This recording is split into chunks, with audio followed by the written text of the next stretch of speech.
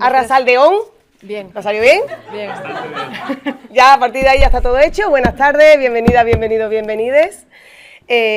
Bueno, la propuesta que os traemos a lo largo de la tarde de hoy es un viaje al corazón de la coproducción de la política pública. Y el destino es expandir lo público desde toda la potencialidad que tenemos en la economía solidaria. El objetivo, spoiler, empoderarnos, darnos herramientas para, pistas para profundizar en las herramientas que tenemos a disposición para expandir lo público y potenciar la coproducción desde la economía solidaria. El recorrido de la sesión de hoy, pues os hemos invitado, cualquier buen viaje tiene que comenzar soñando, a soñar un poco cómo serían esas políticas públicas que pongan en el centro la vida, ¿no? Como nos manda la economía solidaria.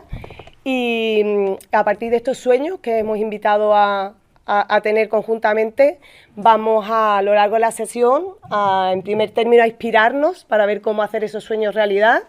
Y para ello tendremos un conversatorio con personas expertas referentes en la coproducción de políticas públicas, a buenas prácticas, iniciativas inspiradoras que seguro nos van a dar pistas para en la segunda parte, en el taller.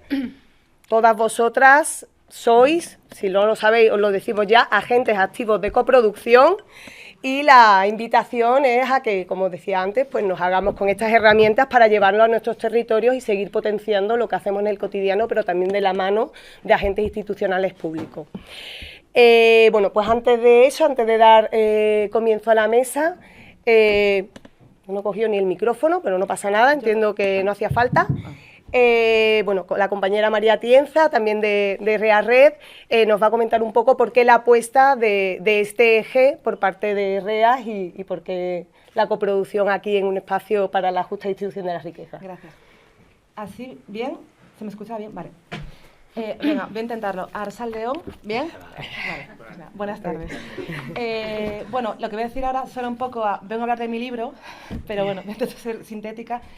En verdad este eje, como decía Blanca, forma parte de un proceso más amplio en el que estamos este año diría como a tope, toda la formalidad, desde redes, a través de un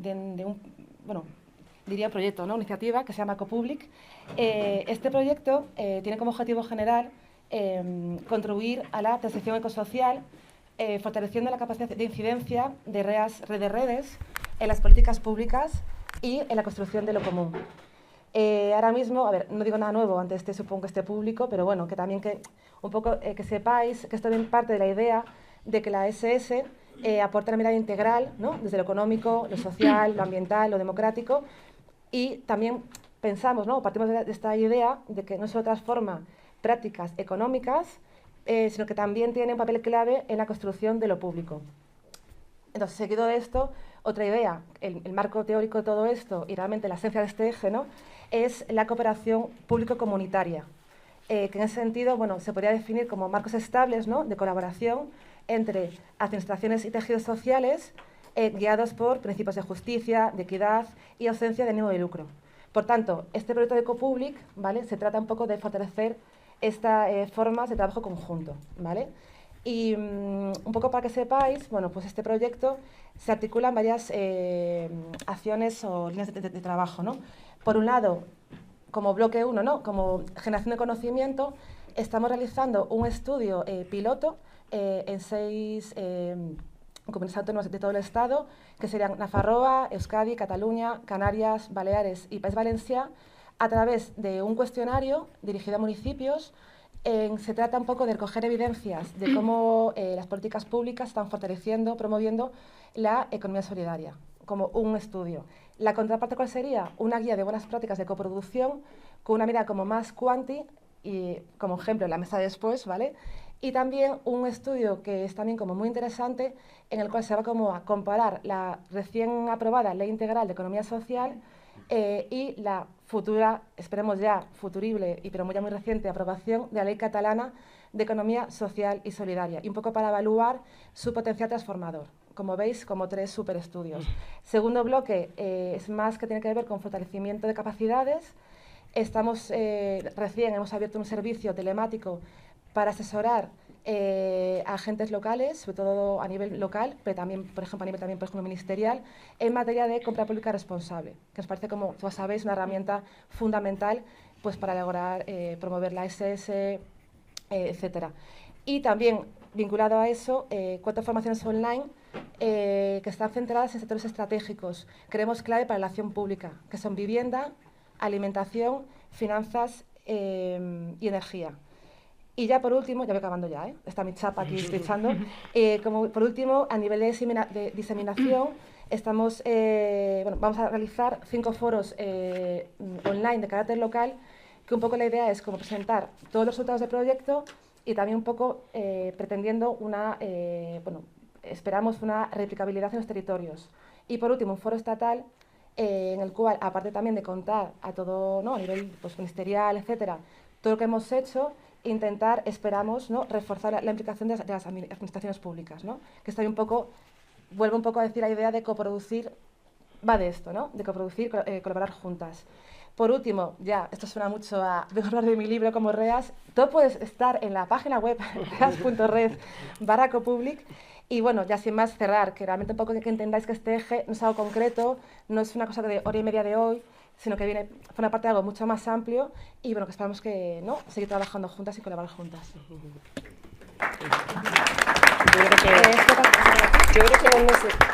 Yo creo que no es necesario, ¿no? Es que había que acercarlo, vale. Pero bueno, ¿se oye bien? Bueno, vale, vamos. Gracias, María. Si me da chapa, No, maravilloso. Como decía, y si no, reas.red/copublic, y ahí lo vais a ir teniendo todo. Y comenzamos ya con la mesa. Comenzaremos en primer lugar ahora con Claudia Delso, que ahora pasaré a presentar. Haremos un conversatorio, preguntas-respuestas, y luego daremos paso a la mesa de experiencias con el mismo formato, y al final tenemos reservado un tiempo para pues, simular un pequeño diálogo colectivo y, como decimos, luego tendremos más ocasión de intercambiar también y que podáis participar como agentes activos que sois en el taller, ¿vale? Entonces, bueno, pues tenemos a Claudia Delso Carreira. Ella, licenciada en Historia del Arte, posgrados varios en Cooperación y Gestión Cultural Internacional, Tecnopolítica y Derechos de la Era Digital, como vemos, gestora y mediadora cultural desde hace años. Entre el 2015 y el 2022 ha sido concejala de Participación e Innovación Democrática y ahora actualmente es investigadora en IDRA, en el Instituto de Recerca Urbana de Barcelona. Un placer y un lujo tenerte aquí. Muchísimas gracias, Claudia. Y bueno, pues comenzamos por el principio. María ya ha dado algunas pinceladas, pero bueno, ¿cómo definirías la coproducción público-comunitaria y por qué es clave hoy para repensar y expandir lo público? Súper, pues... Súper. Ahí tenéis, porque yo tengo potencial, pero si no queréis dejaros la garganta, ahí está la técnica. Venga, bueno, buenas tardes a todas, a todos. Bueno, no sé si la tecnología nos acompaña o no, parece que no. En todo caso, muchas gracias. Ahora sí. Sí, pero está como desconfigurado. Sí. Bueno, se queda vais a ver en chiquitito. Bueno, no pasa nada. Buenas tardes. Y muchas gracias por la invitación. Me voy a poner el tengo aquí. Tiempo, vale, perfecto, súper. Bueno, yo me había preparado una pequeña presentación para contestar a las preguntas que me planteaba Blanca, ¿no? Y respecto a esta primera pregunta, ¿no?, de cómo definirlo, la coproducción público-comunitaria, ¿no?, y por qué es clave hoy para repensar y expandir lo público, pues quería responder primero diciendo qué no es, ¿no?, o qué no es solo. O sea, creo que es fundamental hoy que a esta pregunta la respondamos pensando también en la coyuntura sociopolítica que tenemos, ¿no? Entonces, ya no podemos pensar, creo, en que la coproducción de políticas públicas pues es participación ciudadana, es que las administraciones públicas colaboren con el tejido social, ya no es pues que nos dejen la cesión de un equipamiento, ¿no? Ya no son esas pequeñas cosas, ya no solo ¿no? Ya no debería ser solo esas pequeñas cosas, ¿no? Está claro que estamos en un momento donde, o sea, podemos llamarle policrisis, podemos llamar momento reaccionario, momento de economía de guerra, o sea, momento complejo. Y ante las complejidades del mundo contemporáneo, las respuestas no pueden ser simples, ¿no? Y creo que una conclusión es que la administración sola no puede, ya hace rato que la administración sola no puede. Entonces hay una pregunta sobre la responsabilidad también de lo público, ¿no? Y sobre la disputa, ¿no? Entonces, yo ante esta pregunta, la respuesta que os quería plantear es que la coproducción público-comunitaria, ¿no? La colaboración de la administración con el tejido social es una disputa. Es una disputa sobre quién produce lo público, ¿no? Entonces ya no tenemos que pensar en que me dejen participar, ¿no? Tener que convencer a la administración constantemente del valor de lo que hacemos, ¿no? Sino que tenemos que exigir y decir que nosotros también, desde las economías sociales, desde las colaboraciones público-cooperativas comunitarias, desde las economías comunitarias, estamos haciendo función pública. Y es una disputa también, no solo sobre quién produce lo público, sino frente a una situación de acaparamiento, ¿no? De los recursos fundamentales, ¿no? Y de la privatización y de los bienes y recursos esenciales. En IDRA, en el Instituto de Recerca Urbana, en el que trabajo, lo estamos pensando en esta perspectiva, ¿no? Estamos pensando que hay una falta de control sobre los bienes esenciales. Hemos perdido el control sobre bienes esenciales como la vivienda, como la alimentación, como la energía, como la salud, como la cultura, y tenemos que recuperar ese control. Y para recuperar ese control tenemos que democratizar la economía. Y para democratizar la economía tenemos que planificar la economía plural. Y en esa planificación de la economía plural, ahí entra la colaboración y la coproducción público-cooperativa comunitaria. Y ahí entran...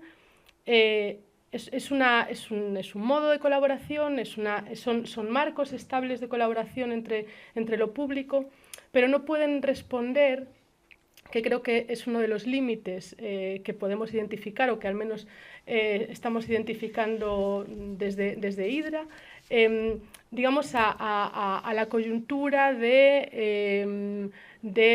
pues en un contexto, ¿no? Pues en un contexto determinado hay pues una masa crítica muy fuerte de un movimiento y entonces ahí, ¿no? A base de picar piedra, pues consigues una cesión de un equipamiento, ¿no? O sea, no puede ser solo que gracias a que haya una masa crítica en un lugar determinado, pues consigamos determinadas victorias, ¿no? Sino que creo que tenemos que exigir que haya una planificación de estas cosas y sobre todo que haya un reconocimiento. Entonces ahí es muy importante lo que acabáis de mencionar, ¿no? de la ley, de las leyes, ¿no? De economía social. La ley catalana en la que hemos estado, bueno, pues participando, es importante porque es la primera vez que reconoce pues un mercado social, es la primera vez que reconoce las colaboraciones, el marco estable de colaboración público, cooperativo, comunitario, y hacia ahí es hacia donde tenemos que caminar. Entonces, bueno, como resumen, disputa de lo público, expandir la idea de lo público, dejar de pedir permiso, de alguna manera, y también una disputa, ¿no? Frente a una situación de acaparamiento de recursos, ¿no? Y de reivindicar que la función pública que tenemos y que tiene la economía social y las economías plurales, ¿no? Y entender la economía plural en este sentido de las economías de reciprocidad, de las economías de redistribución y también de las economías de intercambio. Y no es una sustitución de lo público, es un trabajar con, pero desde un lugar de reconocimiento. Gracias por este marco.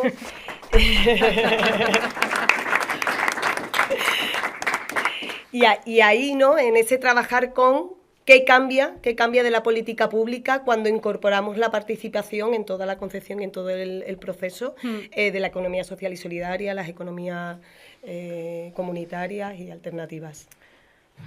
O sea, cambian muchas cosas, ¿no? O sea, creo que cambia principalmente la lógica económica y democrática que hay detrás de las propias políticas públicas.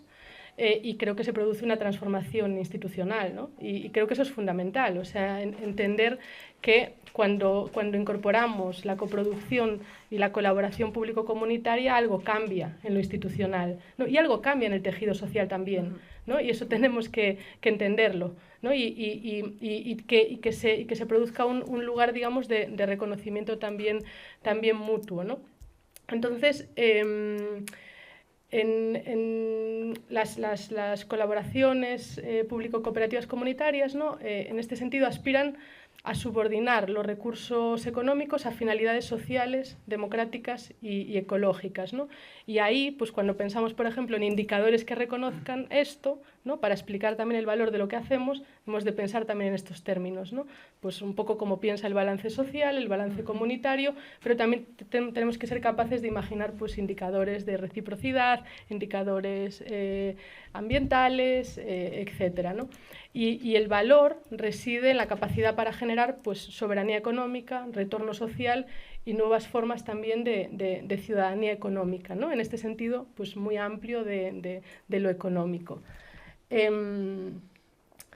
Sí, lo que decía antes, ¿no? Que creo que tenemos que, o sea, como que hacer un poco de autocrítica en este sentido de superar esta situación de que las relaciones público-cooperativas comunitarias respondan a soluciones contingentes, ¿no?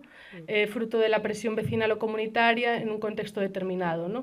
Sino que hemos de exigir que haya una acción pública decidida, ¿no? Y en ese sentido la importancia de la planificación.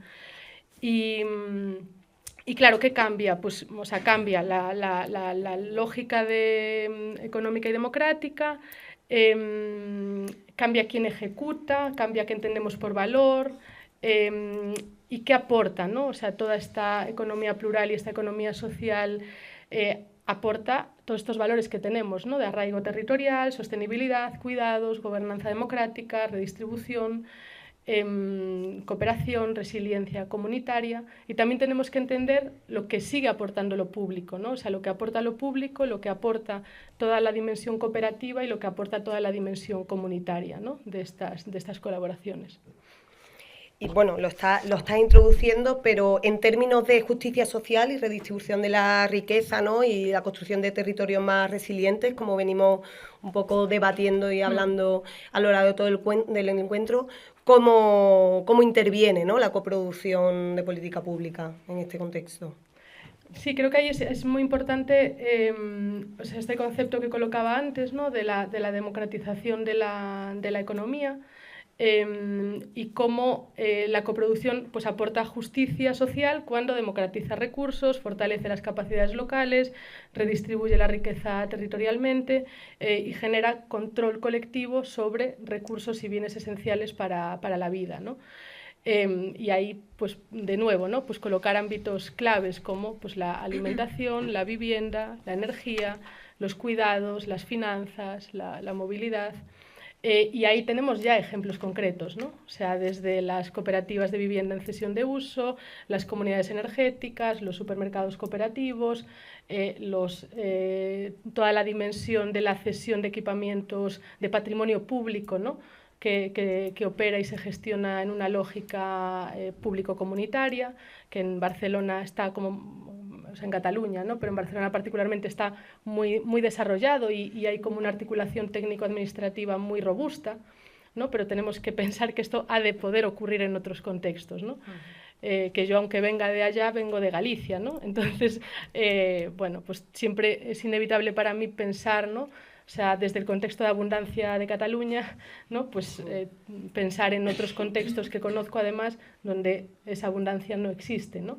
Y de hecho desde mi experiencia institucional en el ayuntamiento, ¿no? Como concejala de participación, tratamos de impulsar, digamos, lo que sería el inicio de algo que si hubiésemos, o sea, si digamos todo ese momento de gobierno hubiese continuado, pues podríamos quizás hoy, 10 años después, hablar de algo parecido a una gestión cívica de patrimonio público, ¿no? Pero bueno, hay cosas, ¿no? que se han quedado y que siguen funcionando en Coruña en este sentido, pero en absoluto al nivel del diseño y de la consolidación institucional que existe en Cataluña.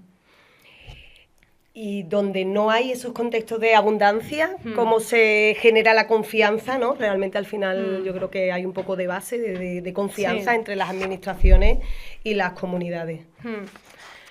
O sea, para esto yo creo que no hay receta. O sea, no hay receta, pero creo que... O sea, creo que es muy importante, y lo digo además desde haber estado en el rol, digamos, político, ¿no? Pero creo que es muy importante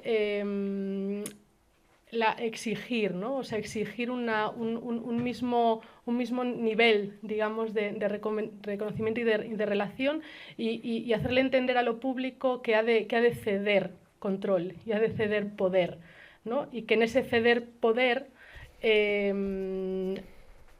avanza, ¿no? Avanza y aprende y sobre todo se acerca a la sociedad, porque al final hay un problema en las administraciones públicas, o al menos, vamos, yo lo he detectado cuando he estado ahí dentro, que es un anquilosamiento y una inercia muy imposibilitadora, ¿no? de que todas estas lógicas entren, ¿no? Incluso de que entren no solo nuevas narrativas, sino nuevos lenguajes, ¿no? Y es fundamental que esos nuevos lenguajes entren y que la administración entienda que no es tanto que tenga que hacer, sino que tenga que dejar, que tenga que dejar hacer, que tenga que dejar hacer y no querer controlarlo todo. No querer controlarlo todo porque no puedes hacerlo todo, ¿no? Como administración, pero has de ser capaz de reconocer tu contexto y dejar hacer y generar las condiciones para que las cosas ocurran, ¿no? Y a veces es más trabajar cuestiones que tienen que ver con la escucha, ¿no? Que desde lo institucional no es fácil por las inercias que hablaba anteriormente, pero no es imposible tampoco, ¿eh?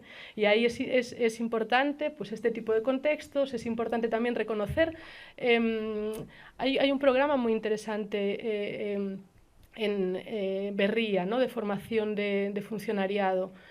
O sea, hay que poner en valor también cosas que se están haciendo a la interna, ¿no? de lo institucional y no pensar que lo institucional es algo como imposibilitado para que las cosas cambien y tal. Las instituciones son personas y como personas que son, pues hay que ir encontrando las grietas y las interlocuciones, ¿no? Entonces es importante también entender y conocer pues, bueno, otras referencias y ir con esas, pues, en los contextos donde no existen esas condiciones, que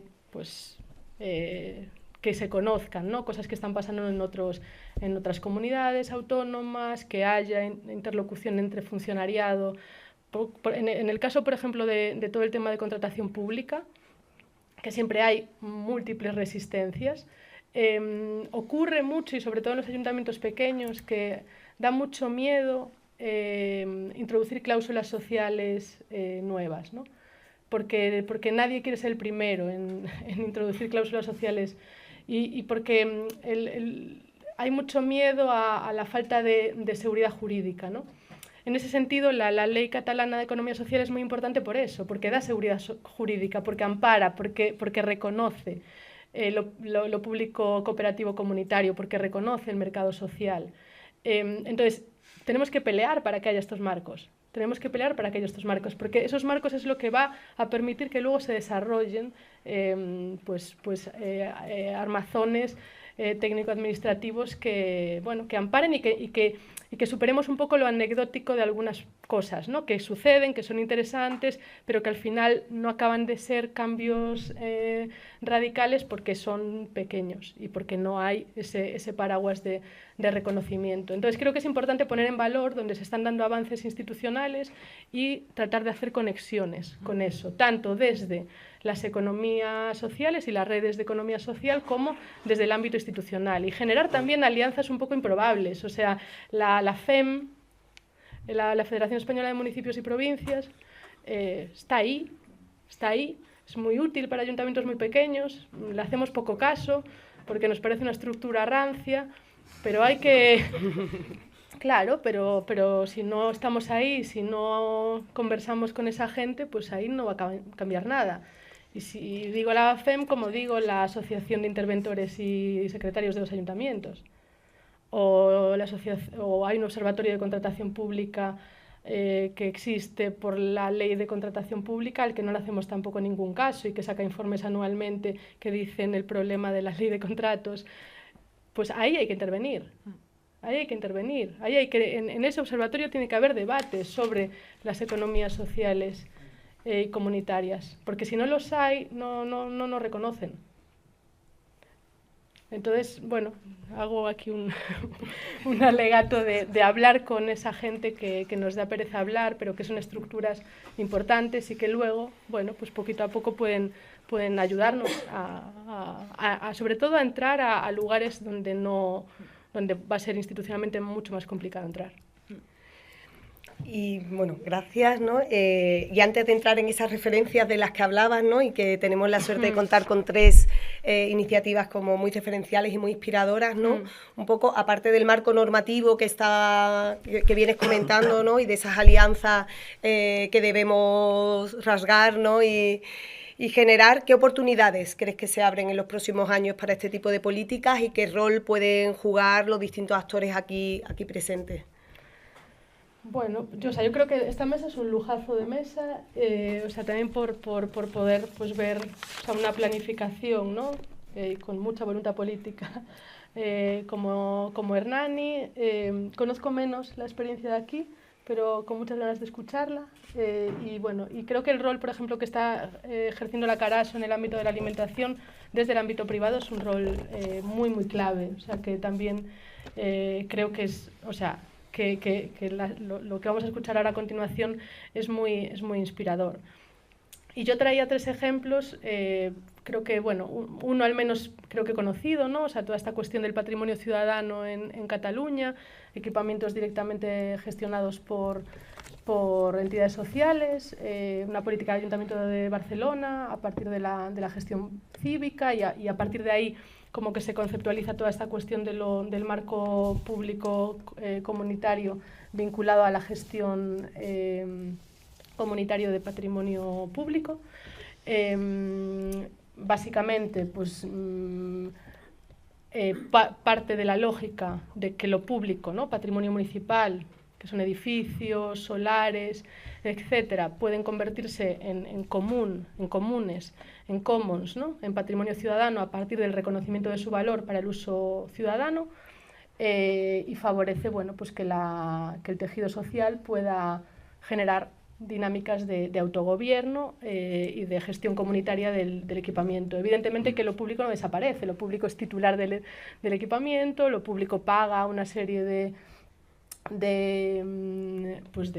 gastos y se articula un marco de colaboración estable, ¿no? Al final, los principios del patrimonio ciudadano, ¿no? Pues es un espacio de colaboración constructiva y tensa entre institución municipal e iniciativa ciudadana. Es interesante cómo el patrimonio ciudadano ha sido una política pública que ha hecho como un uso táctico y contrahegemónico del derecho, innovando en la aplicación de una norma para ampliar el campo de lo que es posible. Esto se hace en Barcelona a partir de apoyarse en la Carta Municipal de Barcelona, ¿no? Que reconoce pues, el valor de uso del patrimonio, ¿no? Esto es algo que, por ejemplo, en Italia se ha desarrollado mucho, en Bolonia hay una política pública bastante interesante también de gestión de patrimonio público, muy desarrollada. Y entonces es interesante toda esta dimensión de conjugar espacios de autonomía social con la función pública, ¿no?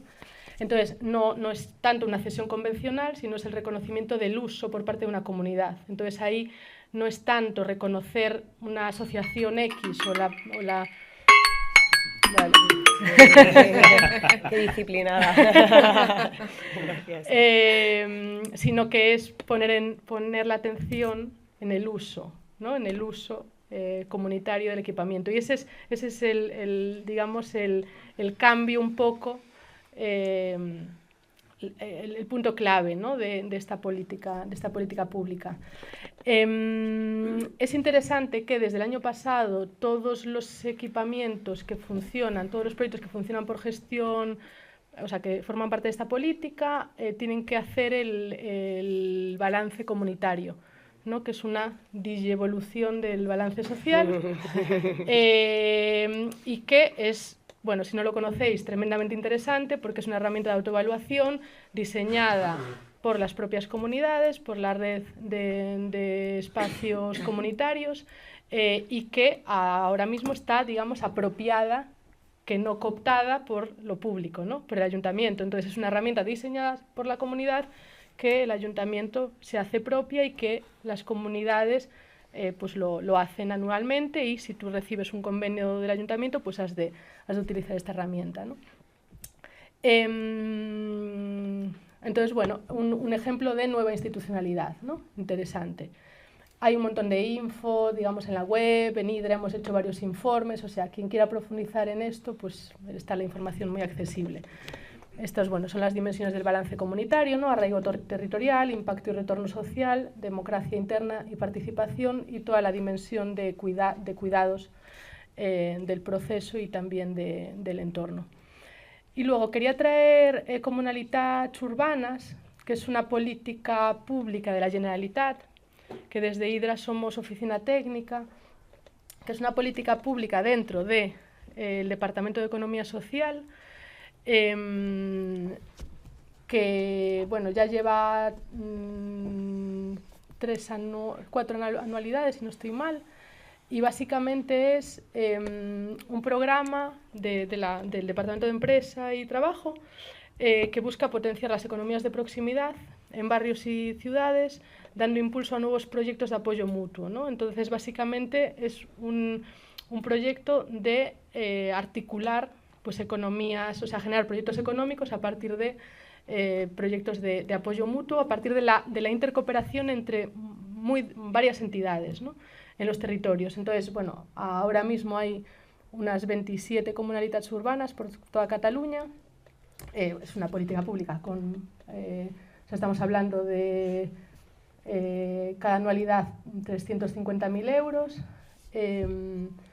y bueno, y tiene toda una dimensión, digamos, de gobernanza compleja y muy interesante, ¿no? Para entender, bueno, pues cómo generar proyectos económicos de distinta índole, ¿no? Que tengan en cuenta pues toda la vinculación con el territorio y demás, ¿no? Y implican pues desde movimiento vecinal y asociativo, tejido cooperativo, pequeño comercio, redes de apoyo mutuo, entidades con personalidad jurídica, sin personalidad jurídica, tercer sector, administración local. Entonces, bueno, toda una dimensión de intercooperación como muy gigante, ¿no? Y los proyectos son de muy distinto tipo. O sea, hay proyectos de vivienda, proyectos de soberanía alimentaria, proyectos de cultura, proyectos de cuestiones más recuperación de residuos, movilidad, bueno, muy diversos, ¿no? Y eso, impulso a la intercooperación, como es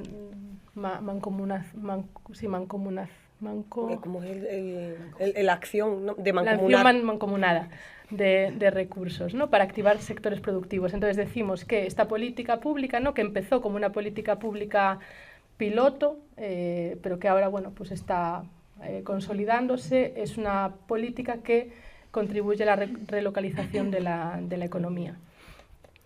Y luego quería traer, para terminar, un proyecto que además estamos impulsando ahora también con apoyo de la Caraso, que ahora nos saltamos un poco de tercio, pero es cómo intervenir en el ámbito del sistema alimentario a partir de recuperar la gestión público-comunitaria de una infraestructura clave para la transición, ¿no? Y la transición en los sistemas alimentarios, y en este caso es trabajar con una cooperativa agraria formada por carniceros y ganaderos en el Empordà, en Cataluña, que han recuperado la gestión de un matadero público.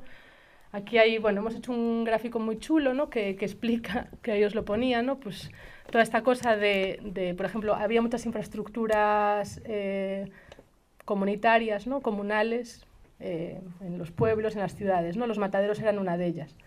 Pero bueno, hay todo un histórico, ¿no? Esto se convierte pues, en un servicio público municipal y luego se van cerrando, ¿no? Y esto sucede en toda España. y básicamente pues hay un proceso de privatización y de declive, y sobre todo en los lugares pequeños, cuando tú pierdes el acceso a esa infraestructura, bueno, pues muchas explotaciones pequeñas pues no pueden seguir funcionando o están obligadas a ir a sacrificar sus animales a grandes infraestructuras industriales, ¿no? Entonces, en este caso, pues un grupo de ganaderos y de carniceros pues no quieren que esto ocurra y recuperan un pequeño matadero. Entonces, claro, es interesante porque el matadero es titularidad pública, sigue siendo titularidad pública, pero la gestión es público-comunitaria y la gestiona pues esta entidad agraria, ¿no? Y es pura economía social y solidaria, y gracias a que este matadero está en funcionamiento, bueno, pues hay toda una generación de una cadena corta alimentaria en el ámbito pues porcino, ¿no? Que el ámbito porcino, bueno, pues como sabemos dentro del sistema alimentario, pues es una de las grandes, digamos, economías, no solo en el conjunto del Estado español, sino pues en toda la zona de Cataluña, Aragón, etcétera, ¿no? Y bueno, desde este marco de la coproducción y la colaboración público-comunitaria, pues estamos también acompañando a esta pequeña cooperativa y a esta pequeña experiencia público-comunitaria en el ámbito de la alimentación. Y perdón por la extensión. Nada. Pues muchísimas gracias, Claudia. O sea, al final siempre se queda el tiempo corto, ¿no? Pero bueno, esperamos que luego podamos seguir escuchándote en la parte final, donde vamos a estar debatiendo y compartiendo. Además, lo hablábamos antes, ella tenía preguntas también para el resto de la mesa, entonces esperamos que eso pueda tener lugar. Muchísimas gracias por este marco. Ya nadie tiene dudas de lo que es la coproducción público-comunitaria. Cuando salgáis a los bares y la gente os demande esa información, la tenéis clarísima. Y si queda algo de duda, tenemos una mesa de experiencia pioneras referentes, así que vamos a comenzar con ellas. Tenemos también el placer de contar con Xavier Lerchundi, ¿sí? Bien, licenciado en Pedagogía y Psicopedagogía. Bueno, ha estado trabajando en ámbitos de educación, sección de prevención, ¿no?, de infancia y familia de servicios sociales, ha sido concejal de servicios sociales en la legislatura de 2015-2019 y ahora es alcalde de Hernani desde 2019, donde bueno, pues está siendo referente, ¿no?, en una apuesta del eje de políticas públicas hacia la transición ecosocial, y en estas dos últimas legislaturas ha iniciado el proceso público comunitario de Hernani Burujave, que vamos a conocer ahora en profundidad. Muchísimas gracias, Xavier, por estar aquí. Eskerrik asko zuei, arratsaldeon denei. Bueno, para situar un poco, Hernani es un municipio de Guipúzcoa de unos 20.500 personas habitantes, que estamos justo colindando con San Sebastián. Y si tengo que responder a la pregunta ¿qué es Hernani Burujave? Bueno, Burujave significa soberano o soberanía, sería, la traducción literal sería Hernani soberano. Pues sería haciendo un poco referencia al cartel, el proceso a cumplir los sueños que tenemos, ¿no? Y diría que Hernani Burujave, para quienes empezamos a idear todo esto, es un sueño cumplido que se está cumpliendo, ¿no? Bueno, es un proceso, como bien decías, público-comunitario, en que yo represento, cuando presento Hernani Burujave, a la parte pública desde el ayuntamiento, que de alguna manera está basada en el concepto de las soberanías sectoriales, ¿no? Lo que analizamos es qué Hernani queremos en un futuro en clave de soberanías sectoriales, qué necesitamos, identificar las necesidades, cuáles son las verdaderas necesidades que tiene la ciudadanía, y también es un cómo lo hacemos, ¿no? Antes hablabas de qué es la participación, ¿no? Pues lo que tenemos, lo que hacemos está basado en la planificación conjunta junto a la comunidad y el tejido económico, ¿no? Es un eje triangular con tres vértices: ayuntamiento, ciudadanía y tejido económico más vinculado a la economía social y solidaria, ¿no? Esto nace, pues ahora vamos a cumplir 5 años desde que lo hicimos público. Es una manera integral de abarcar todos los proyectos, procesos, ideas que teníamos, tanto de participación como de economía social y solidaria, desde el ayuntamiento, de una manera integral, como decía. porque antes a la mañana se hablaba de qué más shock necesitamos para responder, ¿no? En el primer eje, ¿no? Pues la pandemia fue uno de ellos, ¿no? Y dijimos, ahora es el momento. Teníamos diferentes proyectos de la economía social y solidaria, que nuestro departamento de desarrollo local se basaba en los proyectos de economía social y transformadora, y dijimos, ahora es momento de hacer todo esto de una manera integral. Y hay pues ahora 5 años que vamos a cumplir con Hernani Burujabé. Has hablado un poco de ello, ¿no? De esta planificación triangular, ¿no? Como que define un poco el sistema que esté llevando a cabo y que está muy centrado también en sectores, ¿no? Si pudieras profundizar un poco en estos sectores y en qué consiste esta apuesta desde lo institucional y qué resultados está teniendo, ¿no? Bye. A ver, hablamos de una nueva forma de gobernanza o un nuevo ecosistema de gobierno, ¿no? De alguna manera es compartir, digamos, las tomas de decisiones, el poder que puede tener un gobierno municipal, que entendemos por nuestra parte, por la apuesta que hacemos el equipo de gobierno, que es algo positivo, que no lo vivimos como... De algunas maneras, de algunas fuerzas y algunas ideas políticas se nos dice que es una dejación de funciones, pero para nada, lo entendemos así, ¿no? Y la derecha, bueno, ya sabemos lo que significa para la derecha, y algunos que se definen como izquierda también nos lo encaran, ¿no? Para nada lo entendemos así, ¿no? Es una cuestión de eficiencia, ¿no? Desde una responsabilidad pública también, ¿no? Como decíamos antes, la administración pública no llega a todo, y la parte comunitaria junto con la administración pública podemos dar mejor resultados, mejor respuesta a todas esas necesidades que pueda haber, ¿no? Entonces, Hernani Burujabé se está desarrollando y vamos probando en cuanto estamos haciendo, ¿no?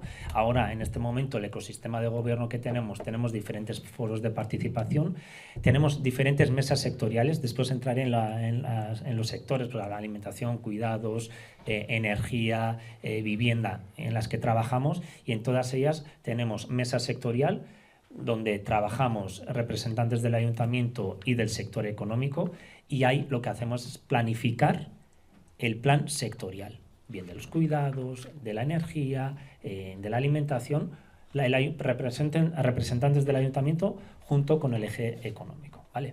Después existe otro foro, que es el Foro de las Soberanías, que ahí están representantes de cada mesa sectorial, más la parte ciudadana, porque se creó también una asociación de ciudadanos y ciudadanas en pro de las soberanías sectoriales, asociación sin ánimo de lucro, que tiene un convenio con el Ayuntamiento de Hernani, y en ese foro de soberanía se trata más de qué sinergias se pueden encontrar entre los diferentes sectores, para que cada sector no vaya por su lado.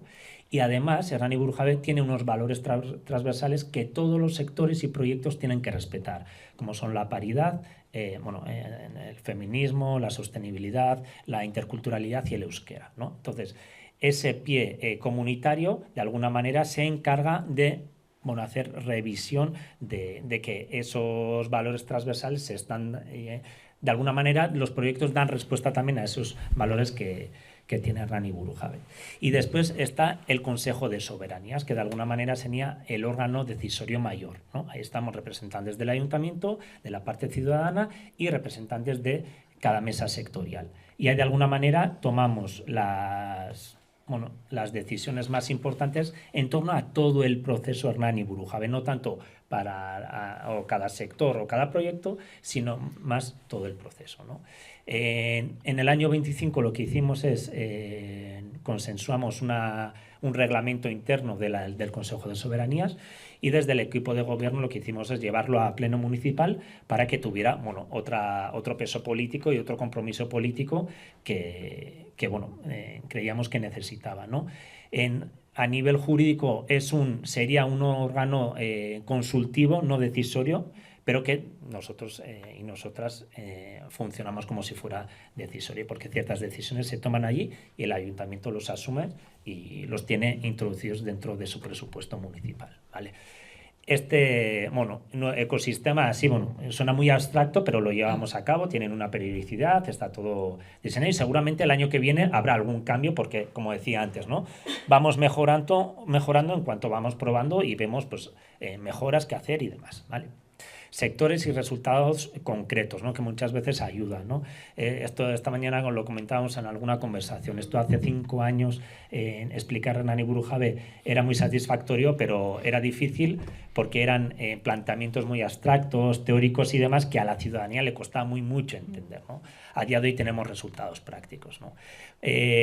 Quizá no hablaré de todos los sectores por el tiempo y demás, hablaré de los sectores en los que los proyectos están en un mayor grado de desarrollo, ¿vale? Para ver que de verdad desde una gestión público-comunitaria podemos llegar a incidir a nivel económico y social en la ciudadanía, ¿vale? Entonces, pues por ejemplo, en la alimentación el objetivo es incidir en toda la cadena de alimentación, empezando desde la producción hasta el consumo. Hemos publicado, desde el ayuntamiento unas tierras agrícolas, hemos protegido el área a nivel urbanístico, estamos en el trámite para que sea un área verde para que en un futuro no se pueda construir más allí.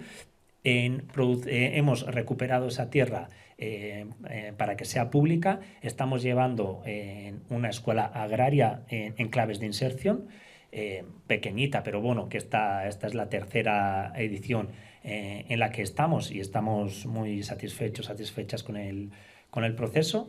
Producción. Se ha creado, gracias a Hernani Burujabe, primera asociación de productores y productoras de Hernani. Tenemos sobre una docena de productores y productores dentro de la asociación, que es un mundo muy difícil el del primer sector, y el hecho de que estén asociados a nivel municipal hace que tengamos una interacción directa con el sector y ya tenemos un convenio de colaboración desde el ayuntamiento, ¿no? Entonces, producción. Se creó, gracias a un par de cooperativas, un centro de transformación, porque antes a la mañana también se decía, ¿no? El producto a veces hay que transformarlo, ¿no? Para que no se pierda y para que sea más fácil de consumirlo, ¿no? Centro de transformación en claves de inserción también, y después también hay una cooperativa de consumo, ¿vale? Entonces, no voy a entrar en los números, pero hay personas que ya han regularizado su situación administrativa, algunas que se han incorporado al mercado laboral, bueno, están dando resultados, ¿no? Otro reto, el de la energía y la transición energética, ¿vale? 2 claves, la reducción del consumo y la creación o la producción de energía limpia o renovable. Bueno, en este caso se creó también una comunidad energética que está tomando muchísima fuerza, gracias a la voluntad política y también técnica, que es muy importante que desde las instituciones públicas haya una voluntad técnica. Hemos podido hacer un convenio de un convenio de cesión de espacios públicos a la comunidad energética, una cesión de 25 años por un valor de unos 24 millones de euros en 25 años para la instalación de sistemas fotovoltaicos y su mantenimiento. Y todo basado en el autoconsumo compartido, porque siempre decimos, el ayuntamiento tiene tejado, ¿no? O los edificios municipales tienen tejado. Yo igual tengo, gracias a mi situación económica a día de hoy, puedo en mi comunidad poner una instalación, pero esas instalaciones supone muchísima inversión que no todo el mundo puede hacerlo. Bueno, la intención del autoconsumo compartido es que el ayuntamiento, y además por normativa también, aproveche parte de esa energía que produce, pero la que no puede aprovechar, por ejemplo, colegios en verano que no consumen, hacerlas llegar a la ciudadanía, ¿vale? Tiene un esto complejo, pero bueno, la idea es esa. También se trabaja mucho la pobreza energética y demás. Y también tenemos una oficina de la energía para el asesoramiento, entre otras, a las personas con sus facturas, ¿no? Cuidados, el tema de los cuidados, el sector de los cuidados, desde el principio tuvimos muy claro que iba a ir y que sería uno de los ejes importantes del proyecto Hernani Burujabe, como sector económico que es, para darle reconocimiento y valor que tiene. Diferentes proyectos y un eje de trabajo ha sido el cuidado de las cuidadoras, la mejora de las condiciones de las cuidadoras, y ahí en el servicio de ayuda a domicilio hemos consensuado con la representación sindical un plan de 4 años para que esas trabajadoras dentro de 4 años estén equiparadas a las condiciones de como si fueran trabajadoras directas del ayuntamiento, porque trabajan aparte en una empresa, ¿vale? Creamos un proyecto Auzozaintza, un proyecto novedoso ideado en Hernani para hacer frente a la soledad no deseada de las personas mayores. hicimos en los primeros 4 años, porque era novedoso, mediante convenio de colaboración con una cooperativa sin ánimo de lucro del ámbito social que está ubicado en Hernani y con una cooperativa de cuidados. Ya en esta segunda fase, ya desde intervención nos dijeron que ya teníamos que sacarlo a licitación, pero es verdad que ninguna empresa con ánimo de lucro tenía proyecto en este sentido, ¿no? Y es un proceso con el que estamos súper satisfechas también. A día de hoy tenemos 11 grupos divididos en diferentes barrios que se juntan semanalmente, unas 80 personas mayores que muchas de ellas anteriormente no tomaban parte en nada comunitario. Y la cuestión es que otra vez salgan a la comunidad y adquieran herramientas para poder participar en la comunidad y trabajar también la labor comunitaria, que la comunidad esté preparada para dar respuesta a esas personas, ¿no? Y hay un grupo comunitario también que hace su trabajo de concienciación del sistema de los cuidados, cómo está la situación, y preparar. Siempre hablamos de que la biblioteca es un activo de salud. La biblioteca, el polideportivo, la asociación de jubiladas y demás, ¿no? Vamos a trabajar toda la comunidad y todos los agentes en esa clave de activos de salud, ¿no? Para trabajar la comunidad y para que esas personas también les sea mucho más fácil ser partícipes, ¿vale? Y por último hablaría de la moneda social. Tenemos una moneda social que la implantamos en el año 2022 junto con la cooperativa Equilur, cooperativa de Bilbao, que tenía una pequeña experiencia en Bilbao, y empezamos también a hacerla en Hernani. En datos del 2025 hubo transacciones del valor por un valor de 2.958.000 euros. Hay el ayuntamiento para, de alguna manera, incentivar, se hace una aportación de 152.000 euros para incentivar el comercio local y las compras y de alguna manera el movimiento del dinero sea a nivel local. En 148 establecimientos, 1.500 cuentas abiertas, de ellas 790 socias. Bueno, estamos hablando de unos números importantes que nos ayuda a explicar o que la gente pueda ver que no, esto no es antes a la mañana también se decía de algunos hippies, sino aquí estamos hablando de millones. Hablamos en la energía de 25 millones, 24 millones en 25 años, 2 millones, casi 3 millones de movimiento en la moneda social. Bueno, hay incidencia económica y evidentemente social.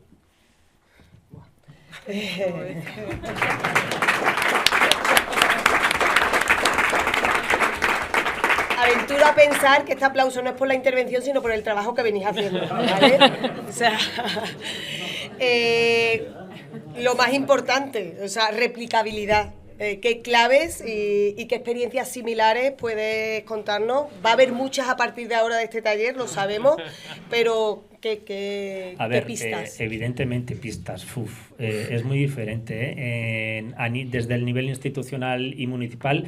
El municipalismo es clave, siempre solemos decir, es un tamaño clave para emprender, experimentar proyectos, porque estamos muy cerca de todos los agentes sociales y los demás niveles de instituciones quizá les sea más difícil llegar a este tipo de trabajos. Entonces, desde el municipalismo es clave. ¿Replicable? Sí, pero cada cual tiene que ver la situación que tiene el municipio. En nuestro caso, lo que dijimos en aquel 2021, cuando hicimos público y empezamos a preparar en el 2020, ahora o nunca, hay una estabilidad en Hernani, pues hay una estabilidad política. Desde la izquierda soberanista se llevaba décadas trabajando dentro de la entonces no le llamábamos economía social, pero había proyectos y participación, y había de alguna manera condición jurídica y técnica en el ayuntamiento para poder hacerlo también. Entonces, ver la situación que cada cual tiene en el municipio, y nosotros nos llevamos casi un año de hablar con los agentes para poder empezar a impulsar esto a nivel público. La confianza, se hablaba antes de la confianza, ¿no? Crear esas confianzas, porque muchas veces se desconfía mucho de la institución pública. Y eso lo vivimos con los agentes, ¿no? Y esta mañana también, quizá en alguna intervención, se hablaba de las instituciones, o no se enteran, no tienen mal humor, bueno, pero también hay voluntad, ¿no? Trabas todas y más, jurídicas y legales. pero hay voluntad. Y yo creo replicable sí, y además tiene sentido que lo sea, porque el proyecto de soberanía alimentaria a nivel municipal no tiene ningún sentido. O sea, Hernani no tiene tierra agrícola para dar respuesta a las demandas que pueda haber, ¿no? Y los proyectos, para ser eficientes, se tienen que replicar a nivel comarcal y demás. Y bueno, lo estamos intentando, ¿no? Y después tenía apuntado y se me ha olvidado, ¿por qué hacemos esta apuesta por lo público, ¿no? Nos han solido decir, nosotros gobernamos en mayoría absoluta, y nos han solido decir, desde una mayoría absoluta, ¿cómo emprendéis en un proceso de toma de decisiones compartido? ¿Para qué entráis en esto? Porque creemos que la función pública, que el sentido de la función pública es esta, ¿no? Si hablamos en términos de eficiencia, antes lo comentaba, la administración por sí no puede llegar a todo, tiene que llegar con la comunidad. Estamos inmersas en una crisis de cuidados en las que desde lo público, aunque se hiciera bien, no llegaríamos a todo lo que hay. Y es necesario que haya una colaboración comunitaria. Y entendemos también que si hay una comunidad activa, el municipio, el pueblo es mucho más vivo y siempre suelo decir, ¿no? en un esto más happy, si la gente es mucho más activa, va a ser mucho más feliz en el municipio y va a ser un municipio vivo, que el nuestro lo es, pero bueno, la tendencia también al individualismo no lo tenemos que dejar de lado y olvidarnos, ¿no? Entonces, pues la apuesta en gobernando con mayoría absoluta, habiendo una estabilidad política, creemos que desde lo público tiene que ser así.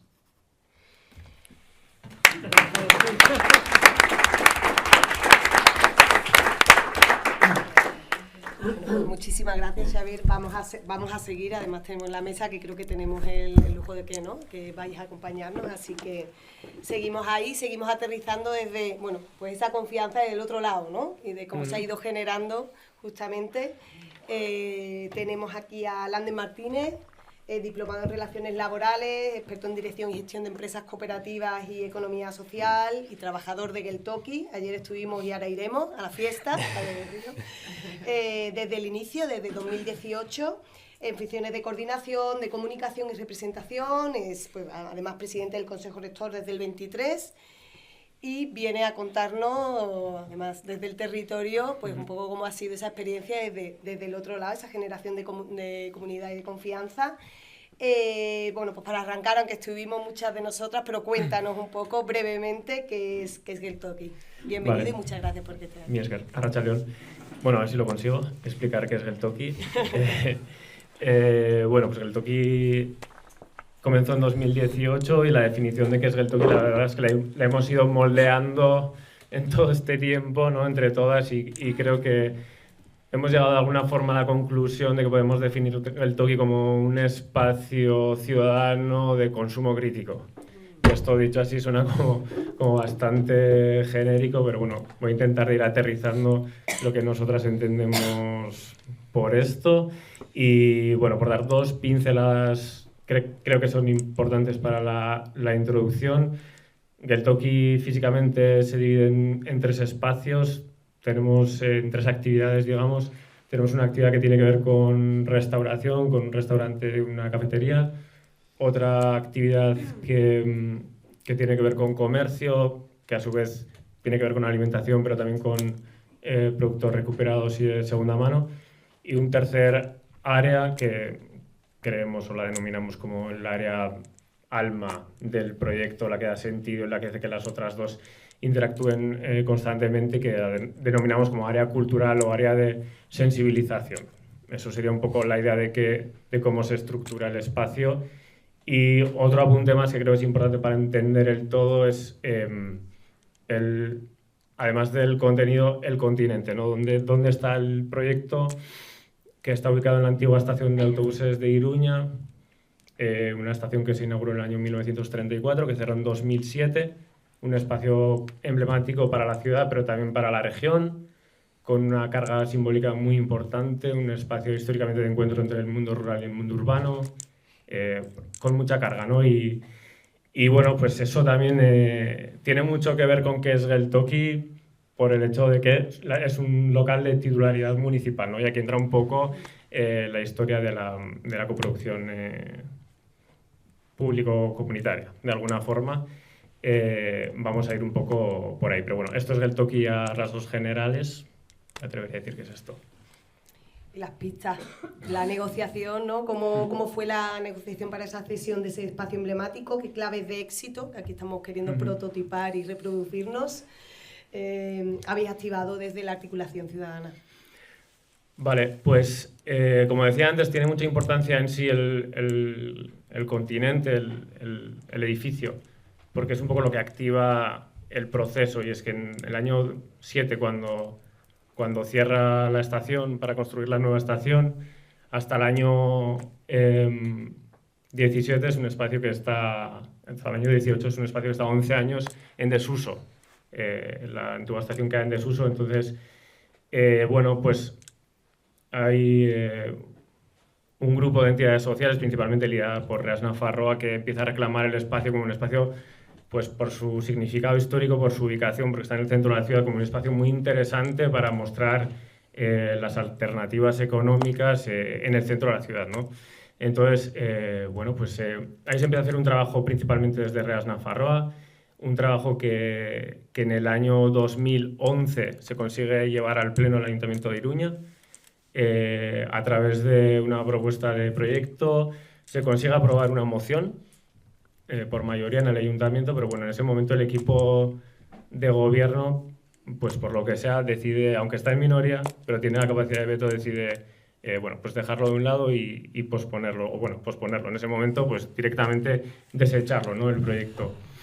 En ese momento, Reas como que toma una doble estrategia. Por un lado, socializar la necesidad del proyecto en los barrios a través de un mercado. Se hace un mercado muy legal, un mercado social a través de en los barrios de Iruña, un mercado mensual.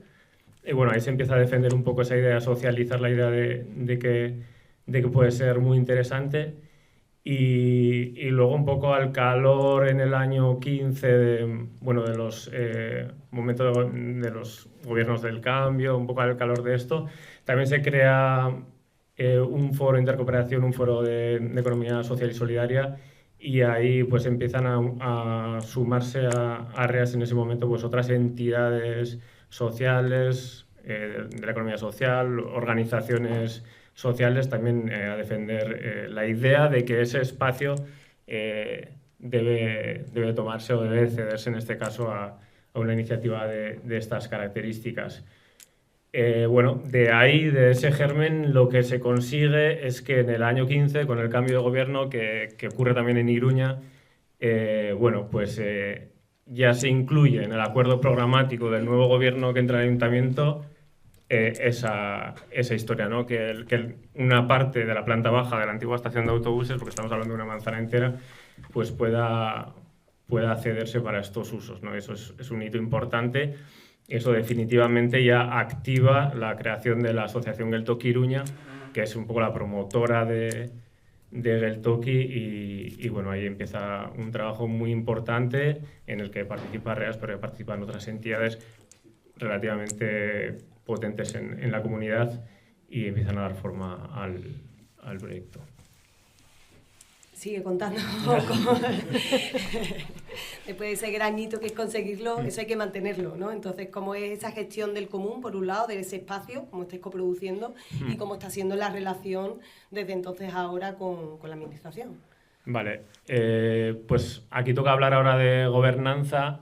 Y bueno, pues Geltoki tiene una gobernanza peculiar, pero bueno, pues porque se ha dado así, y en la que participan 3 agentes. Uno es el Ayuntamiento de Iruña, que es el propietario del inmueble, que también reforma la parte en la que se ubica actualmente Geltoki, porque el edificio entero está en unas condiciones pues malas, ¿no? Desde el año 34, pues imaginaros.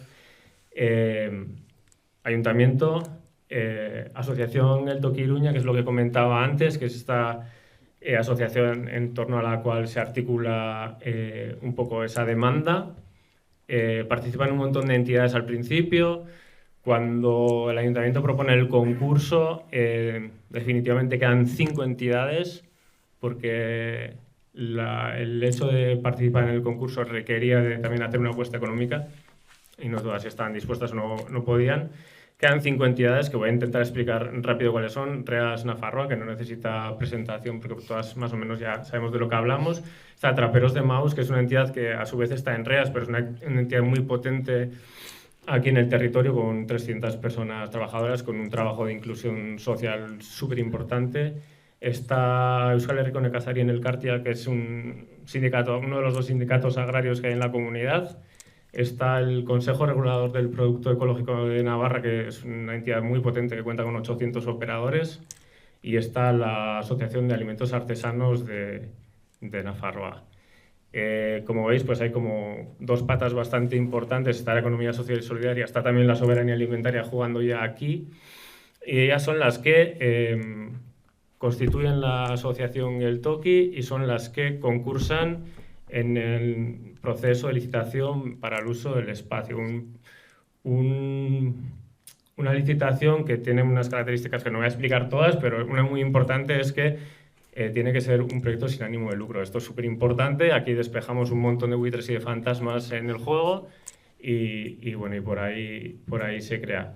Actualmente la asociación Geltoki, pues en todo este tiempo pues ha ido creciendo, cuenta con 21 entidades, redes y organizaciones sociales como socias y otro medio centenar pues que no son socias todavía, pero se pueden entender como colaboradoras. Entonces, Ayuntamiento 1, Asociación Geltoki Iruña 2 y Geltoki Cooperativa 3. Yo formo parte de Geltoki Cooperativa. Geltoki Cooperativa, digamos que es el órgano gestor del espacio. Es una creación de la asociación y bueno, de lo que nos encargamos es de la gestión del día a día del espacio. Actualmente somos 22 compañeras en la cooperativa y bueno, luego hay un montón de personas voluntarias también participando en el día a día del proyecto.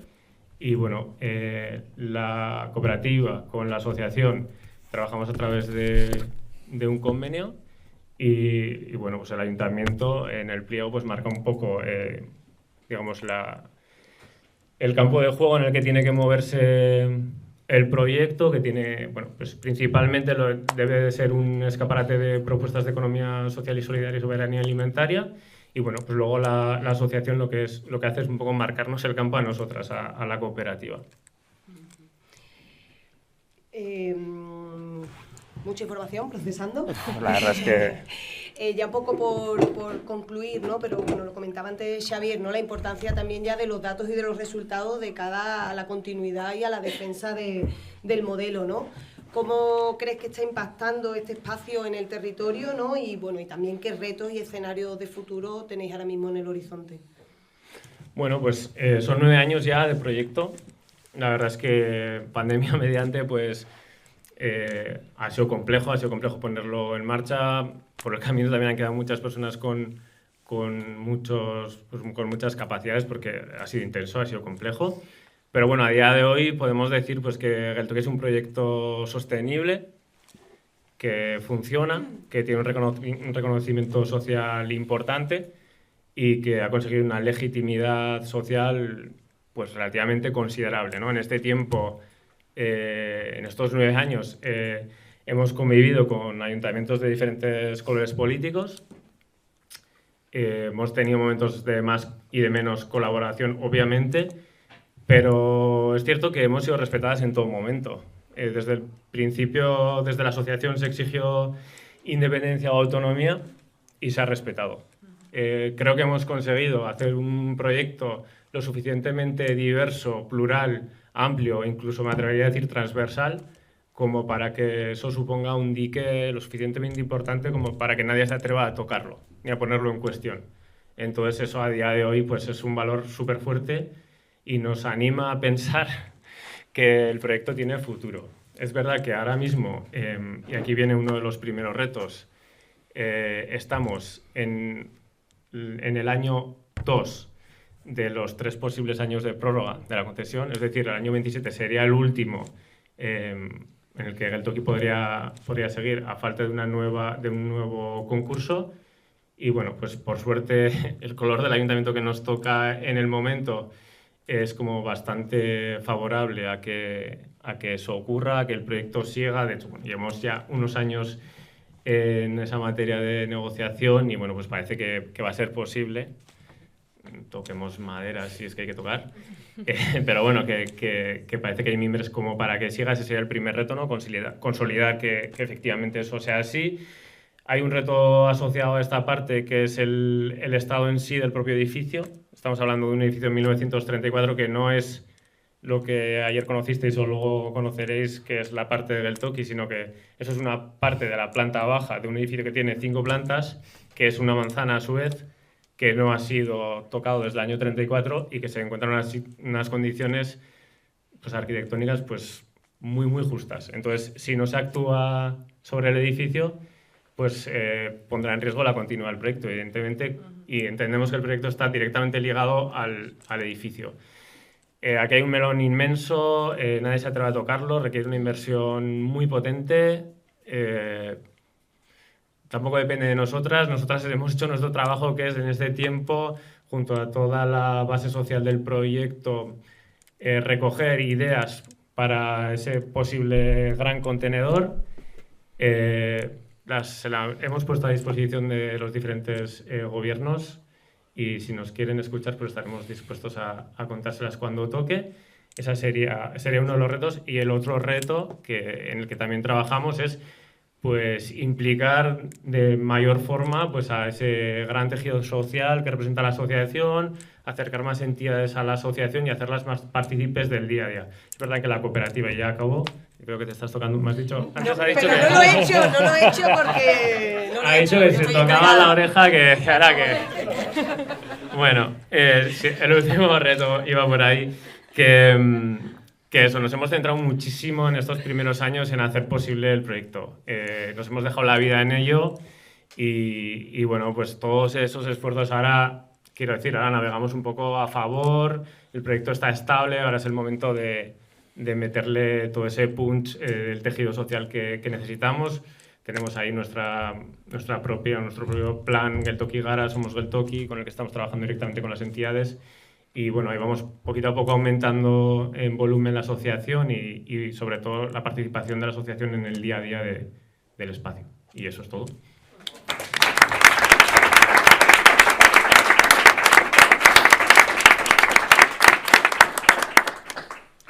Bueno, pues lo mismo, muchísimas gracias, no solo por la intervención, sino por lo que hay detrás de la intervención. Un agradecimiento colectivo a todo el proyecto, que vamos a disfrutar y vamos a apoyar esta noche consumiendo y bailando y dando saltos. Esperemos que el edificio aguante.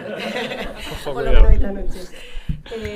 Y ya seguimos, ya terminamos un poco el recorrido, ¿no? Desde un poco el marco teórico que hemos empezado, la parte institucional, la parte de la comunidad y luego pues otro agente, ¿no? Una fundación como la Fundación Caraso, que trae además una experiencia como muy, muy concreta y muy potente que está empezando a potenciar y que desde REAS nos parece clave. También ha salido esta mañana en alguno de los ejes y para comentarlo tenemos la suerte de tener además compañero de la red, a Adrián Gallero, politólogo de estudios de posgrado en Economía Social y Empresa Cooperativa, además de metodologías participativas en el ámbito del desarrollo rural y la gestión del territorio. Ha comenzado su trayectoria profesional en la dinamización en la economía solidaria y posteriormente pasó por desarrollo rural, la sostenibilidad y bueno, y ahora forma parte de la Fundación Caraso, donde está siendo responsable de programas de alimentación sostenible y viene un poco a contarnos justo pues todo el trabajo que desde ahí están haciendo en la promoción de políticas públicas para el derecho a la alimentación. Bienvenido, muchísimas gracias y un placer volver a encontrarnos por tierras de REAS y la economía solidaria. Cuéntanos, porque hay sonará este concepto, ¿no?, de seguridad social alimentaria, pero ¿en qué consiste y por qué se está promoviendo desde la Fundación Caraso? Bueno, pues muchas gracias. Un gustazo estar aquí y volver a encontrarse con un montón de gente que hacía un montón que no nos veíamos. Y un gustazo estar aquí en Iruña también, como conociendo todos espacios tan maravillosos y que tanto envidiamos desde el rural gallego, por lo menos. Así que nada, un gustazo. Es una buena pregunta, como ¿cuánta gente habéis escuchado hablar de este concepto de seguridad social de la alimentación? Podéis levantar la mano, si habéis oído. Wow, vale. Bastante. Bueno, pues Voy a intentar, a ver si soy telegráfico antes de que os toquéis las orejas. Pero hay muchas formas de definirla. Al mismo tiempo vengo un poco a contar cómo se está trabajando en el Estado francés, que es donde más trabajo llevan desarrollado, cómo se está empezando a trabajar en el Estado español, que es una cosa en lo que yo conozco como súper reciente y de pequeñita escala, y también hablar un poco entre, como por un lado, de la propuesta más teórico-política, que sería como la seguridad social de la alimentación, y luego cómo eso se está aterrizando en la práctica, que de momento de lo que se habla son como de cajas alimentarias, ¿no? Que son proyectos inspirados en la idea de la seguridad social de la alimentación. Para mí, en realidad, lo primero de todo que es la seguridad social de la alimentación, cuando yo lo escuché hace no mucho, es como algo que despierta como ilusión, ¿no? Que creo que ya es mucho, ¿no? Como un marco para soñar, ¿no? Como para soñar que podemos, como tú hablabas, Claudia, creo, de ampliar lo público, ¿no? Como de, bueno, pues ilusionarnos, ¿no? En un contexto como en lo que todo parece como desafección y desarticulación y polarización y auge de la extrema derecha, pues de repente como una cosa que cuando yo escuché fue como, vale, qué guay, ¿no? Como qué ilusión. Y es muchas cosas, ¿no? Creo que en primer lugar es una respuesta organizada de la sociedad civil ante, ¿no? Como un marco de policrisis que decías tú en el sistema alimentario que se traduce en un montón de cosas, ¿no? Desde, pues en el Estado español un 11,6 de personas que no tienen acceso a una alimentación, ¿no? Adecuada, hasta un sector primario, ¿no? En los que es como, no sé, imposible plantearse incorporarte al sector primario en las condiciones que hay, porque es como de heroico hacerlo, hasta, bueno, pues un contexto en el que, y creo que escribía Mireia estos días sobre eso, en el que el consumo de alimentos saludables y sostenibles es un privilegio, básicamente, ¿no? Está solo como al alcance de personas que tienen dinero o que viven en lugares en los que es fácilmente accesible, ¿no? Pero que son las menos, ¿no? Entonces, pues desde ahí una respuesta de la sociedad civil, sobre todo en Francia, de la mano del sector primario, para decir, y en el sistema alimentario, igual que aquí se está haciendo ahora en el ámbito de la vivienda, tenemos capacidad de, ¿no? Pues esto, de soñar y de pensar y de organizarnos y de articularnos para intentar que la alimentación, algo tan básico como la alimentación, sea un derecho, ¿no? Esta es un poco la idea básica. Entonces, bueno, surge un poco de la hipótesis, además, de que la democracia, o sea, implicarnos en el sistema alimentario, que la democracia alimentaria es una condición para que todo lo demás pueda ser, ¿no? Y desde ahí para mí también es interesante esa dimensión como de proceso, ¿no? Y no es solo un objetivo, en este caso político, de conseguir una ley o de conseguir un derecho, sino que creo, en Francia se está haciendo y creo que aquí también, es un proceso, ¿no? En el que además se intenta que ese proceso de implicarte políticamente en algo que requiere tiempo, ¿no? Básicamente, y que otra vez volvemos a caer en las grandes preguntas de, vale, si un proceso que requiere tanto tiempo, ¿no? Activista de implicación, también no suele estar accesible para mucha gente, ¿no? En Francia, ¿cómo están resolviendo estos dilemas? Pues por un lado con reflexiones creo que interesantes también sobre la no participación, ¿no? Es decir, como pensar de, bueno, o sea, como a lo mejor no todo el mundo tiene que participar de las mismas formas, o a lo mejor incluso, ¿no? Como hay colectivos o sectores o espacios de los que no podemos esperar participación tal y como la conocemos, ¿no? Como también de qué significa participar y cuántas formas de participar existen. Bueno, esta idea como de... Bueno, ahora me he perdido. Pero vale, la idea de proceso. Entonces, como dentro de eso, creo que están consiguiendo en Francia que ese proceso de participación sea como amable y sea placentero, ¿no? Y sea a través de espacios, pues en Francia concretamente mucho a través de espacios, pues me los imagino como estos, en realidad, como un montón de cocinas comunitarias, de centros comunitarios en los que tú estás dedicando tu tiempo a intentar alcanzar un derecho nuevo, pero por el camino estás conociendo gente, estás creando comunidad, estás comiendo rico, estás cocinando con otra gente, y creo que eso es lo que hace que en Francia un porcentaje grande de la gente que está implicada en los comités que están creando es gente en situaciones muy vulnerabilizadas, ¿no? Y esto te lo explican, es que estamos consiguiendo que no sea solo una cosa que tú ves como que te exige mucho tiempo, sino que te está aportando como un montón más de cosas, ¿no? Entonces, básicamente es esto, es la idea de, igual que en la educación y en la sanidad hemos conseguido, ¿no?, a través de la organización un derecho, pues lo mismo en la alimentación, ¿no? Básicamente con 3 fundamentos, que uno es la universalidad, o sea, es esta lógica de derechos, no es una cosa de solo para los colectivos vulnerabilizados o sin acceso, sino como hablar de acceso universal. La financiación solidaria, y esto es un tema también enorme que luego en la práctica ahora os explico cómo se está haciendo, y el principio de la gobernanza democrática, ¿no?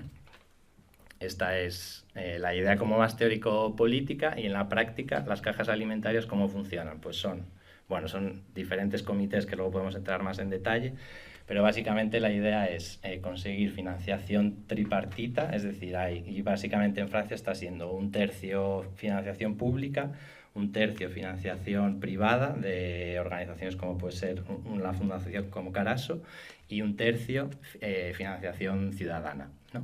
Entonces juntas esas 3 vías de financiación y las redistribuyes, de forma que cada persona obtiene 150 euros al mes para gastar en alimentación saludable y sostenible, ¿no?, en determinados establecimientos y espacios, no en cualquiera. O sea, la idea es una propuesta sistémica. La idea es que en principio no vayamos al Mercadona a gastarnos ese dinero, ¿no? La parte de la financiación ciudadana es interesante porque ahí lo que han establecido es como una plantilla de autodeterminación de la capacidad adquisitiva, es decir, hay una tabla que te dice si tú ganas 0 euros al mes, pues pones 0 euros. Si tú ganas 3.000 euros al mes, pues pones X, 250, ¿no? Entonces, cada persona, pero de forma como autodeterminada y basado muy en la confianza, hace su aportación en función de lo que le toca, ¿no? Con lo cual hay gente que pone pues desde 0 euros hasta las personas que más están poniendo ahora en las experiencias en Francia hasta 250, pero la mayoría de gente pone entre 50 y 100, ¿no? Esa es la parte ciudadana. Y como digo, al final la idea es que cada quien recibe esos 150 euros como al mes, ¿no? Bueno, estás contando el proceso en Francia, ¿no?, que entiendo que es un referente inspirador. No sé si hay alguno otro internacional o estatal que conozcas o que puedas compartir, y qué claves también de replicabilidad, ¿no?, en esta lógica que estamos aquí como queriendo como las amebas. O sea, fundamentalmente en Bélgica y en Suiza también están como empezando procesos, pero en realidad fundamentalmente es Francia, ¿no? Y ahora en el Estado español, ahora cuento un poco también como algunos proyectos que yo conozco, y seguramente hay más que yo no conozca y que quizás conozcáis las que estáis aquí, ¿no? Pero en Francia ahora mismo hay más de 70 experimentos por todo el Estado. La mayoría, tengo que apuntar, más de la mitad son experimentos pequeños entre comillas, ¿no?, en los que hay entre 20 y 50 familias implicadas. Y luego hay 3, uno de ellos es el de Montpellier, que digamos que es como el más avanzado, en el que hay más de 300 familias ahora mismo participando, y el resto pues están entre esas 50 familias y 300, ¿no? Ese es un poco el tamaño. De presupuesto medio, el presupuesto medio de esos 70 proyectos de experimentación está en torno a los 130.000 euros anuales. Por ejemplo, el de Montpellier con 300 familias tiene que era un presupuesto como de casi 2 millones de euros al año, ¿no? Pero bueno, la media está en torno a los 129.000 euros. Y como decía, 1/3, ¿no?, de financiación pública, otro privada y otro de autofinanciación. Y como por hablar un poco de la parte de la gobernanza, ¿no? Básicamente, para que nos hagamos una idea, hay un comité ciudadano de alimentación, que digamos que es el espacio en el que se toman las decisiones sobre el tipo de establecimientos, ¿no? Se establecen como los criterios que permiten que un establecimiento se pueda adherir a esa red en la que estas familias consumen, y aquí el balance social o sea, en realidad sería eso, ese trabajo está como hecho, ¿no? En Francia lo están planteando como una cosa progresiva, o sea, no es como de si cumples te quedas fuera, si no, no, sino como que hay diferentes escalas. Estas decisiones se toman en el Comité Ciudadano, ¿no?, que hay concretamente en Montpellier hay 61 personas. Luego está, digamos, la Asamblea General, que ahí es donde están las 370 familias que participan consumiendo, más las administraciones públicas, más la universidad, ¿no? Que son un poco todos los agentes y las organizaciones privadas que están también apoyando. Y luego está también el comité de cooperación, que digamos que es más donde se reúnen administraciones públicas y privadas. Y sí, básicamente, esto es un poco como el marco de gobernanza, ¿no? O sea, como que me estaba recordando mucho cuando contabas tú antes la estructura, ¿no? Como pues una asamblea y luego diversos comités distintos. Los elementos para la replicabilidad en Francia ponen mucho el énfasis en, con los proyectos de experimentación ciudadana no queremos demostrar el modelo, ¿no? Es como lo que queremos es experimentar y probar, y cada realidad territorial es súper distinta, el apoyo público, privado y ciudadano en cada experimento es distinto, y justo lo que queremos es, de todos esos experimentos, extraer suficiente conocimiento como para ir un poco construyendo cuál sería ese modelo político a alcanzar, ¿no? Entonces, partiendo de ahí, ¿no? Siempre esta idea de no establecer como un modelo puro, sí que está la idea de estos tres principios fundamentales que yo os contaba, de la financiación solidaria, la universalidad y la democracia alimentaria, que están presentes en todos, la unidad organizativa de las cajas alimentarias como metodología, ¿no? Que permite ir avanzando en este proceso, los criterios de convenio, o sea, esta plantilla de criterios que te permiten adherirte o no como establecimiento, la alianza, o sea, el modelo de colaboración, que en todas ellas es sociedad civil, administraciones públicas, academia y sector de la economía social y solidaria, ¿no? Especialmente el alimentario. Sí, y esta idea como de la implementación progresiva, ¿no? de la iteración permanente. ¿Y qué estrategias estáis llevando a cabo para replicar o traer un poco ese modelo, ¿no? ¿Qué estrategias de incidencia estáis llevando desde la Fundación Caraso para implementarlo aquí en el Estado español? Aquí estamos, por un lado, trabajando como, o sea, en realidad acompañando a todo un montón de organizaciones y procesos. Por un lado, en la generación de conocimiento, ¿no? Actualmente, por ejemplo, antes hablaba con Claudia, pues justo está a punto de publicarse un informe que está elaborando el grupo de economía crítica Taifa de Cataluña, ¿no? Que está haciendo como todo, está a punto de acabar con un estudio desde el punto de vista de la demanda, es decir, si la Seguridad Social de la Alimentación estuviese en marcha, ¿no? Como qué implicaría, cómo se podría financiar, cuántos miles de millones de euros harían falta para financiarla, que el dato que sacan es de 77.000 millones de euros, que está entre el gasto de educación y el de sanidad, una cosa como intermedia, ¿no? Y que además es interesante porque dicen, o sea, por un lado, claro, el sistema alimentario que hay hoy en día genera un montón de costes ocultos que en realidad en gran medida siguen aún pendientes de estar calculados, ¿no? Pero que si tú eres capaz de establecer un sistema alimentario saludable, sostenible, de cercanía, por un lado te vas a ahorrar miles de millones de euros que también calculan en este estudio, y luego dicen, pero bueno, más allá de eso, el Estado español, y esta mañana se hablaba de ello, ¿no? Como que está 5 puntos por debajo de la media europea en presión fiscal y 5 puntos porcentuales por debajo de la media en gasto público, ¿no? Dicen, simplemente homogeneizándote a la media europea es una medida que se podría financiar. Bueno, están trabajando en todas estas movidas. Entonces, lo que estamos haciendo por un lado es acompañar pues, que se pueda realizar este informe, y luego también intentando generar un espacio de trabajo con otro grupo de investigación que se llama Alimenta, que no sé si conocéis, que es un think tank en temas de alimentación, y que recientemente han publicado un informe de escenarios de futuro, ¿no? Como siguiendo un poco la pregunta de si el Estado español tiene la capacidad para producir agroecológicamente suficiente para abastecer a toda la población, ¿no? Entonces, pues intentando que ahora se genere como un match entre estos dos grupos, ¿no? O sea, toda esta parte de producción de conocimiento. Luego, toda una parte de apoyo a la experimentación, y aquí ahora mismo, con apoyo de la Fundación Caraso, hay un proyecto piloto en Getafe con el supermercado cooperativo Biolibere, ¿no? Que está trabajando ahí con 15 familias.